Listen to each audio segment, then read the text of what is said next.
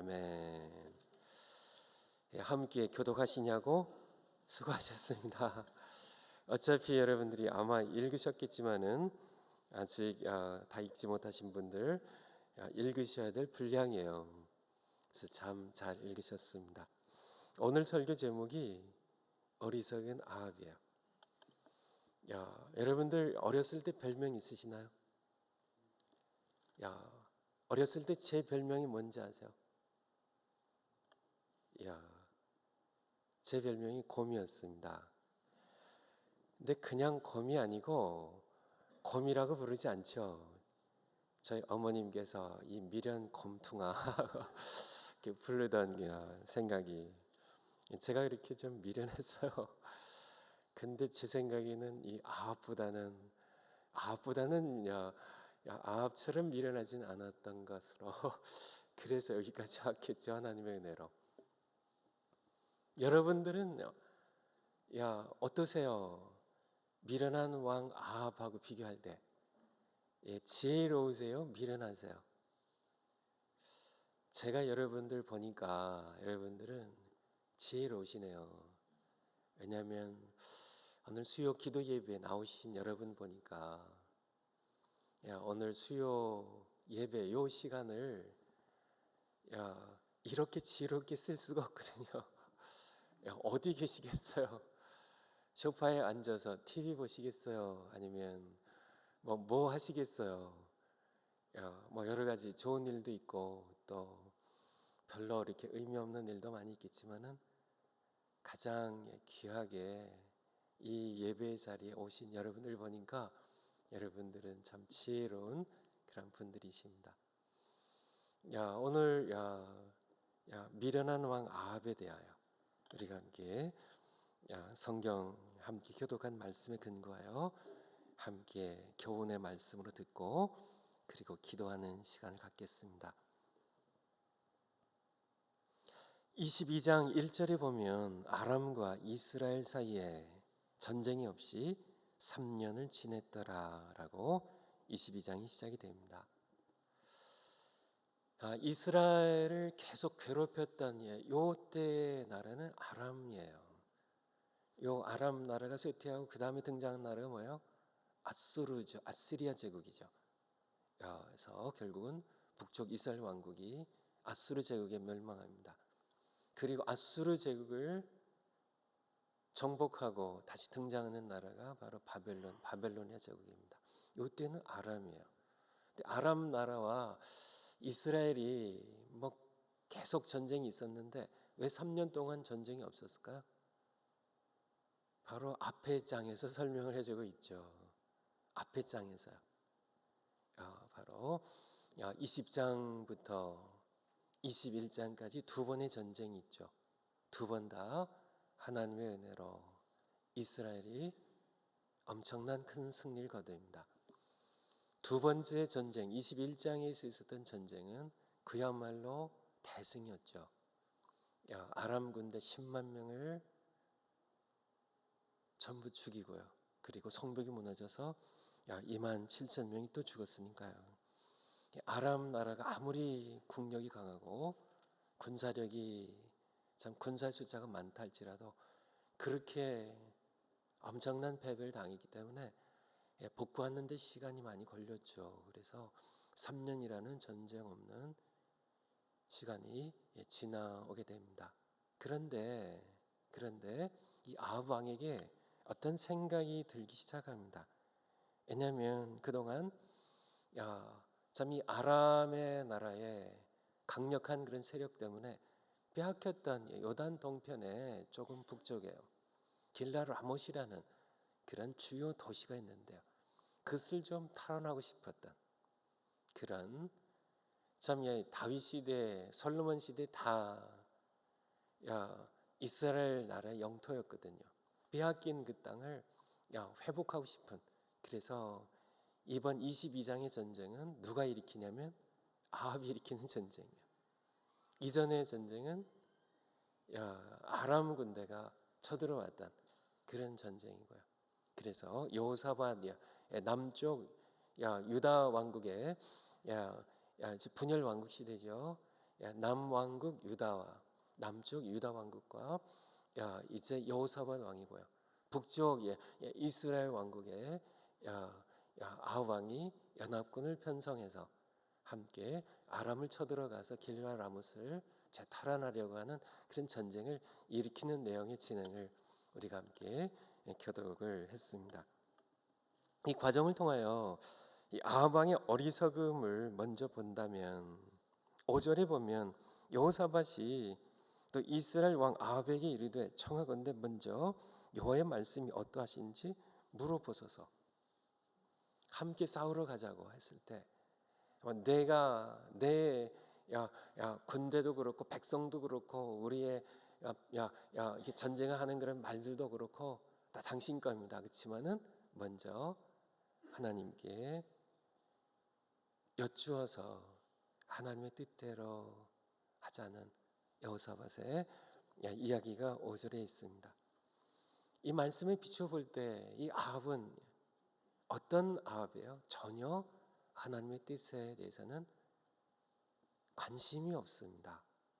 생각조차 나지 않아요. 큰 전쟁을 그가 이제 치러야 되는데요. 사실은 이 전쟁에서 아합이 죽어요. 이 전쟁은 자기가 죽을 전쟁을 치러야 되는데요. 하나님께 여쭤볼 생각을 하지 못해요.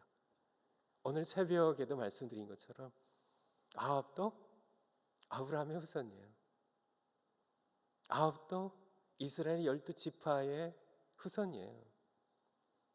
하지만은 그는 바알을 이방년 이세벨을 아내로 맞이해서 바알을 섬기고, 그래서 이스라엘 백성들이 다 함께 앞에 우리 열왕기상 18장에 있는 것처럼 이스라엘 백성들이 하나님과 바알 사이에 머뭇거리는, 그렇게 만드는 장본인이었죠.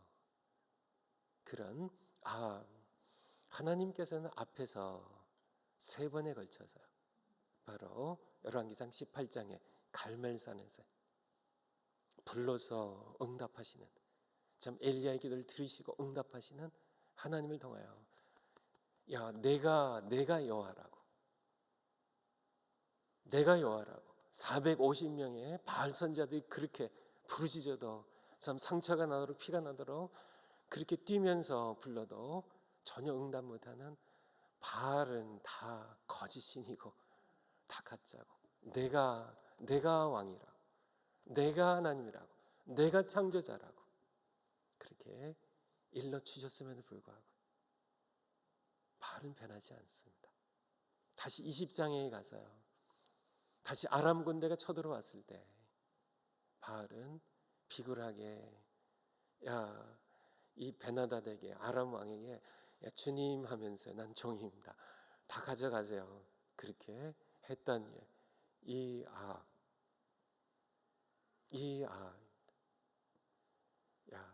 하지만 하나님께서는 선자를 보내셔서 말씀하시죠.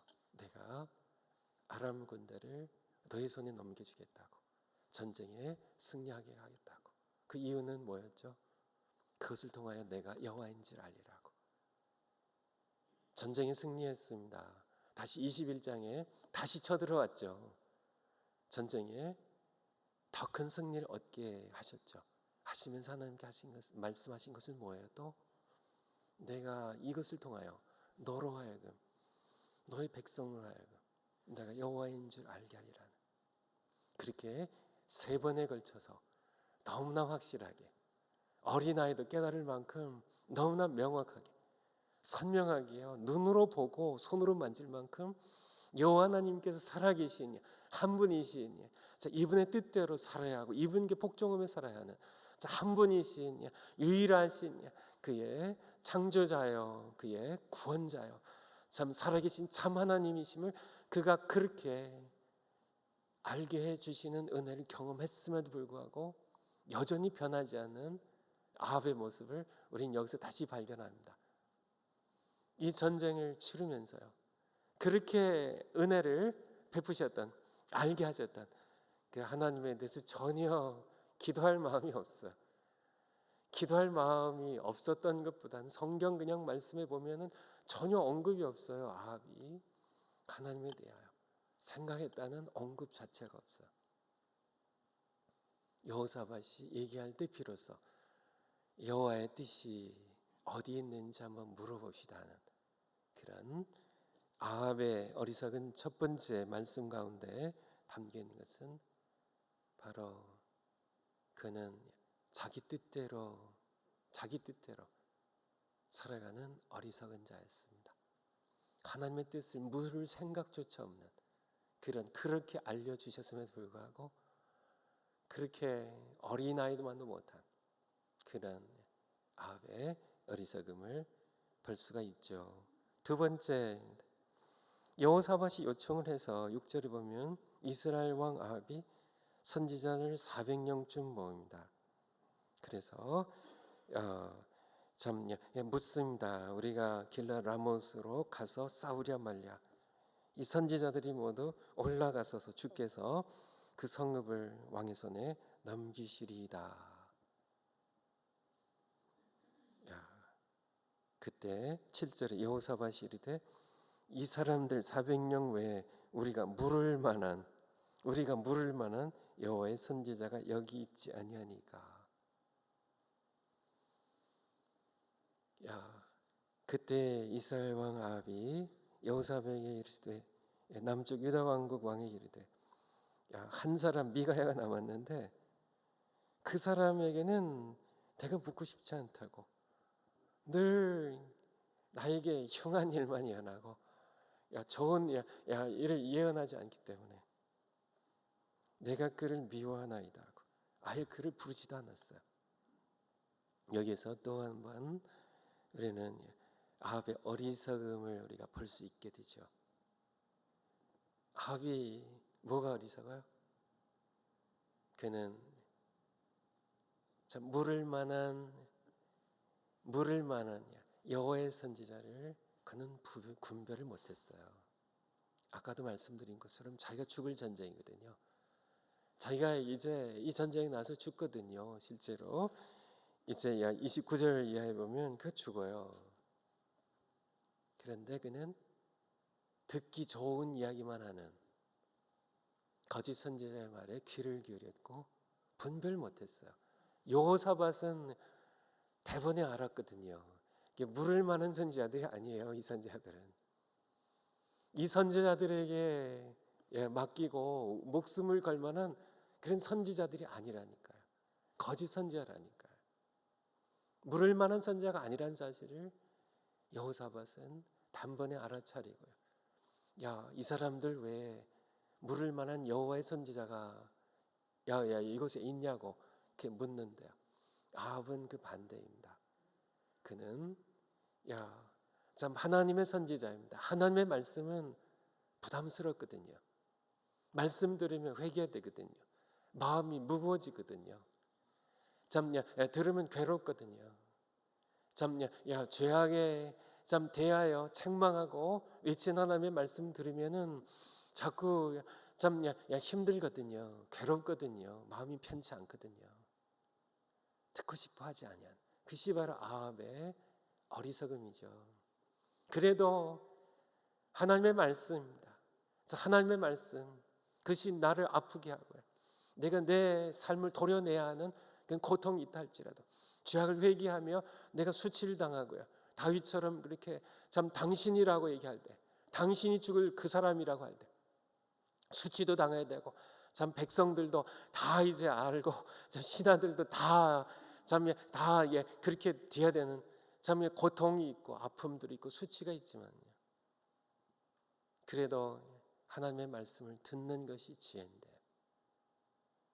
편안한 이야기만 하는 부담 없는 이야기만 하는 죄에 대해서 얘기하지 않고 하나님의 심판에 대해서 얘기하지 않고 지옥에 대해서 얘기하지 않는 이 시대의 모습이죠. 이 시대에 듣기 싫어합니다. 죄인이라는 교회만 가면 이렇게 날 죄인 취급해가지고 나만큼만 착하게 살라고 나만큼만 법 없이 살라고 죄인 취급해서 싫다고 싫어하는 편안한 얘기, 뭐 유익한 얘기, 뭐 좋은 얘기, 뭐 그러한 얘기만 듣다가 그러한 얘기에 자신의 생애를 맡기고 살면 죽습니다. 죽어요. 아합처럼 처참하게 비참하게 죽어요. 그래서 아합의 어리석은 두 번째 모습입니다. 여러분들의 이해를 돕기 위하여 좀 어려운 부분을 조금 말씀드리면, 이 과정에서요, 우선은 미가야가 그렇게 얘기를 하죠. 올라가서서 승리를 얻으소서 그렇게 얘기합니다. 그때 아합이 내가 몇 번이나 내게 맹세하여 네가 여호와의 이름으로 진실한 것으로만 내게 말하겠느냐. 앞서 진행된 것을 보면 왜 미가야 그렇게 했는지, 왜냐하면 바로 신하가 와가지고 당신도 똑같이 400명 이 선지자들처럼 똑같이 다 똑같이 얘기하는데 당신도 그렇게 하라고 압력을 넣었거든요. 그것에 대한 미가야의 반박이죠. 당신이 그렇게 원한다면 나도 그렇게 해주겠다고. 참 그렇게 요청하고 참 다른 거짓 선지자들처럼 똑같이 얘기하라고 요청한 것에 대한 그런 일종의 비아냥이라고 할까요? 그것에 대한 그런 틀을 아합이 느끼지 못할 리가 없죠. 그렇게 얘기하지 말고 진실을 얘기해 달라고 그렇게 얘기했을 때 비로소 미가야가 진실을 얘기합니다. 17절에 그래서 그렇게 진행이 되죠. 사실 내가 보니 온 이스라엘이 목자 없는 양같이 산에 흩어졌는데 바로 목자인 아합 당시 죽을 겁니다 하는 그런 말씀이죠. 여호와의 말씀이 이 무리에게 주인이 없으니 주인이 아합이 죽을 것을 예언합니다. 그리고 이어지는 그런 말씀입니다. 내가 보니까 여호와께서 보좌 앉으셨는데 좌우에 수많은 그런 하늘의 만군이 모시고 섰는데 여호와께서 말씀하시기를 누가 아합을 깨어 그를 길르앗 라못으로 올라가서 죽게 할 것이니, 하나님께서 이제 아합을 죽이기로 심판하시기로 작정하신 것을 말씀하신 겁니다. 그때 한 영이 나타나서 거짓말하는 영이었습니다. 내가 모든 선지자들로 그 입에 들어가서 올라가서 승리하소서 하게 그렇게 예언하게 하겠다고 가서 이루라고 하나님께서 허락하십니다. 이 말씀 여러분이 이해하기가 좀 어려우실 것 같아서 중요한 것 하나는, 아합은 좀 쉽게 말씀드리면요, 짧은 시간에 쉽게 여러분 이해하시기 위하여 아합은 원래 가라지입니다. 원래 알곡인데 하나님께서 가라지가 되게 하신 게 아니라 원래 가라지인데, 예를 들면요, 하나님께서는 아합의 본 모습을, 가라진 본 모습을 드러나게 하시는 바로 이 과정입니다. 이 과정을 통하여 아합은 자신의 모습이 드러나게 되는, 자기가 이제 하나님의 심판을 받아 전쟁에 나가면 죽어야 된다는 사실을 하나님은 미가 선지자를 통하여 미리 말씀하셨습니다. 이 양무리가 주인을 잃을 것이라고, 전쟁터에서 흩어질 것이라고, 당시 죽을 것이라고요 하시는 말씀입니다. 지금 이 400여 이 선지자들은 거짓 선지자들이라고, 당신 죽을 것이라고, 그렇게 여기 담겨 있는 것은 아합의 정체를 드러나게 하는 겁니다. 당신은 하나님의 심판을 받고 죽을 죄인이라고, 전쟁에 나오면 당신 죽을 것이라고 정체를 드러나게 하는, 이것은 하나님께서 주신 또 다른 은혜입니다. 그것은 아합이 자신의 모습을 보게 하는, 자신 하나님의 심판을 받아야 불타서 죽어야 되는 가라지처럼요, 그는 가라지였습니다. 심판을 받아야 되는 죄인이었어요. 그는 자신을 알고 있습니다. 바알의 신을 섬기는 우상 숭배를 이스라엘에 퍼뜨렸던 그런 장본인입니다. 자기 이세벨 아내와 함께. 그는 이 말씀을 통해 그가 취해야 됐던 반응은 무엇일까요? 무슨 회개였습니다. 회개했다면 하나님 어떻게 하셨을까요? 하나님은 돌이키셨을 거예요. 앞서도 그렇게 해요. 21장 그 부분에도 21장 27절에서 29절까지에도 두 번째 전쟁 후에 베나닷을 살려주거든요.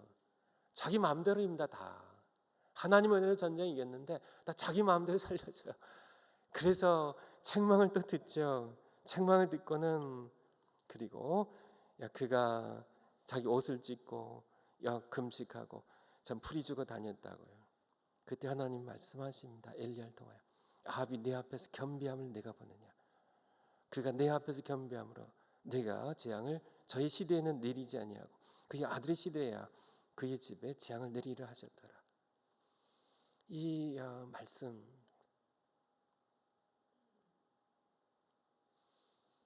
이 말씀은 사실은 그 아들 때에 아시아와 여호람 두 아들이 연이어서 아들이 되는데 왕이 되는데 처참하게 이루어집니다. 처참하게 이루어져요. 하나님께서는 작정하셨던 것도 그 악한 왕입니다. 그 참 나봇의 포도원 빼앗기하여 이세벨과 함께 행했던 그 비겁하고 그 야비하고 참 그 악한 왕의 아합조차도 참 하나님께서 그렇게 전쟁 승리하셨게 하셨음을 불구하고 여전히 참 어리석게 하나님을 찾지도 않고 참 자기 마음대로 행하는 이 완고하고 악한 왕도 겸비할 때 하나님께서 용서하시는데 뜻을 돌이키시는데 또다시 안 하셨을까요? 아닙니다. 작정하셔서 하나님께서는 다시 용서하셨을 겁니다. 그런데 그는 그렇게 하지 않아요. 네 번째, 그는 이 말씀 들었을 때 세 번째 그의 반응은 이 미가야를 잡아가지고 이놈을 옥에 가두고 내가 편안하게 돌아올 테니까 그때까지 고생했던 것 고생의 물을 마시라고 먹이라고 그리고 전쟁터로 가버린 이 세 번째 어리석음입니다. 하나님께서 그렇게 참 자신의 정체가 드러나도록 그에게 분명하게 미가의 입을 통하여 당신이 아합 자신이 죽는 것을 예언을 해주셨음에도 불구하고 그는 미련하게 꾸역꾸역 전쟁터로 나가는 이 어리석음은 또 무슨 어리석음인가? 네 번째 하나를 더한다면 전쟁터에 나가는데 29절 이하에 우리가 교도가 안 했지만은 전쟁터에 이제 나갔습니다. 싸웁니다. 그런데 30절에 보면 이 아합 이스라엘 왕 아합이 여호수아 앞에서 이르되 나는 변장을 하고 전쟁터 들어가려 하노니 당신 왕복을 입으소서. 그런데 31절에 보면 아람 왕이 병거의 지휘관 32명에게 명령하여 너는 큰 자는 작은 자는 더불어 싸우지 말고 오직 이스라엘 왕과 싸우라. 그만 죽이면 된다고. 그렇게 해서 32절에 병거 지휘관들이 여호사밧을 보고 그가 이스라엘 왕 아합인 줄 알고 그를 추격하게 되죠. 전쟁의 진행이 무엇인가요? 이 아합은 위험한 자리에 여호사밧을 밀어넣고 아마 마음이 캥겼던 것 같아요. 당연하겠죠. 마음이 캥기겠죠. 여호와의 선지자 미가야가 예언한 것이 그렇게 큰 소리치고 감옥에 집어쳐놓고 전쟁터를 출발했지만은 캥기겠죠. 그러면 참 자기만 변장을 하지. 왜 여호사밧은 왜 왕복을 입혀가지고 자기처럼 보이게 해가지고 왜 위험에 사지에 밀어넣고 자기는 변장을 하고 와서 왕이 아닌 것처럼. 그것은 또 하나의 네 번째 아합의 어리석음입니다.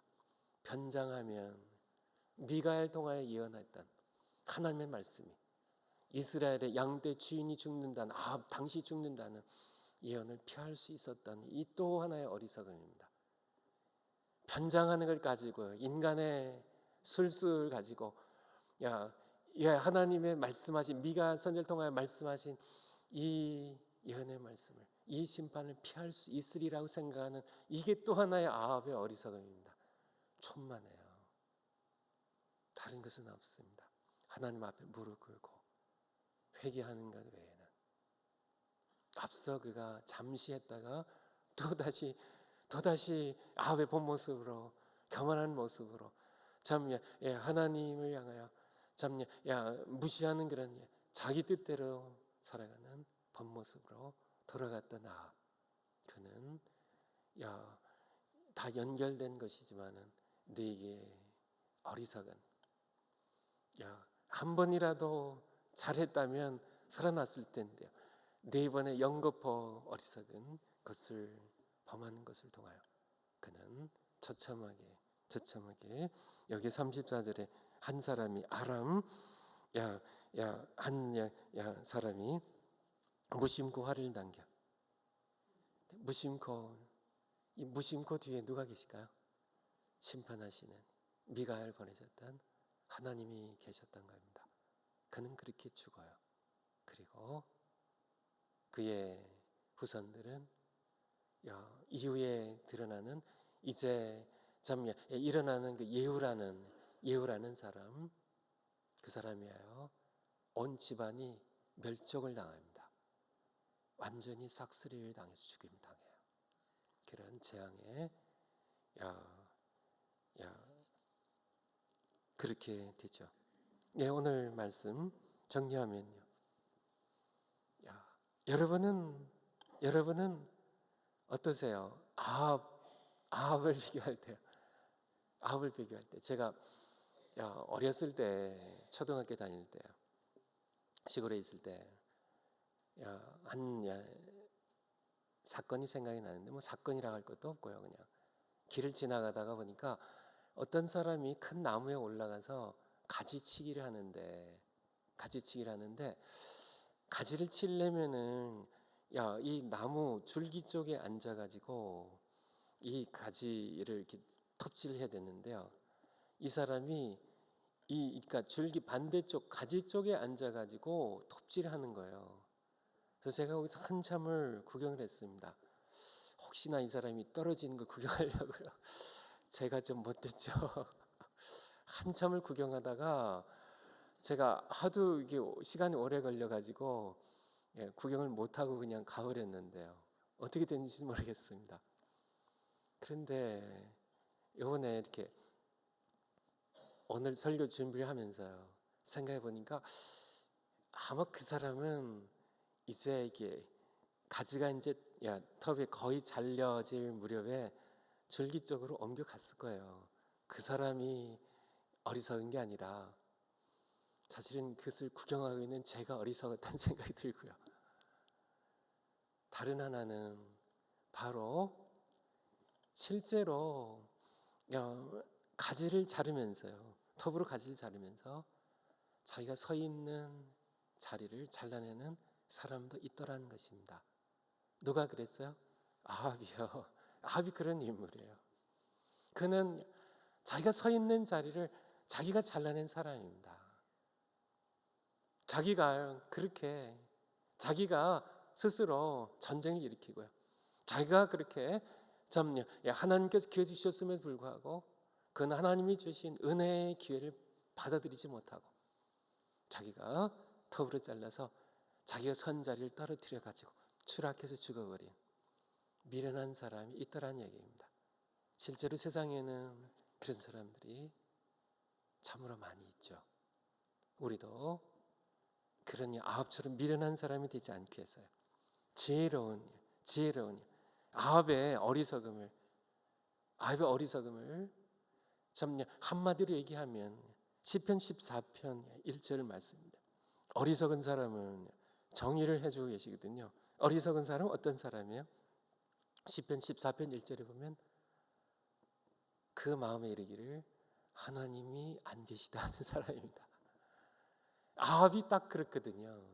그렇게 하나님께서 살아계심을 알게 주심에 불구하고 그의 마음에는 하나님이 없었어요. 그의 삶에는 하나님이 없었어요. 여호사밧이 자꾸 요청하니까 미가야 너 불러드리고 미가를 통해서 그렇게 말씀하셨지만은 그의 안중에는 하나님이 없는 어리석은 사람이었습니다. 우리가 참 올해 2016년 우리의 주제 성경 구절이 있는 것처럼 호세아서 6장 3절 말씀이죠. 우리는 하나님을 알아야 되고요. 하나님을 알고, 하나님을 알면은 당연히 따라오는 것이 있는데 하나님을 두려워할 줄 알게 돼요. 하나님을 경외하는 것입니다. 그것이 바로 지식의 지혜의 근본이에요. 하나님을 알면 알수록 우리는 하나님을 온전하게 경외할 줄 아는 사람으로, 하나님을 알수록 우리는 하나님 앞에 오히려 더 겸손히 행하는 우리가 되게 되죠. 그것이 지혜고요. 그 반대가 어리석음입니다. 아합이 그 길을 걸어갔죠. 기도하는 시간 함께 갖겠습니다. 오늘 설교 좀